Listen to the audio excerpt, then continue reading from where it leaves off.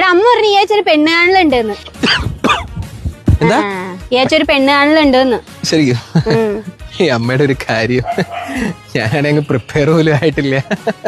അതിന് നിനക്കല്ല, പിന്നെ എനിക്കാ. അതെങ്ങനെ ശരിയാവും? എന്താ? അല്ല, ഇവളെ ഇപ്പൊ കെട്ടിച്ചു വിട്ട് കഴിഞ്ഞാൽ ഇവളുടെ ഒരേ ഒരാങ്ങളെ എന്നുള്ള നിലയ്ക്ക് ഞാൻ തന്നെ മുഴുവൻ കാശും എടുക്കേണ്ടി വരും.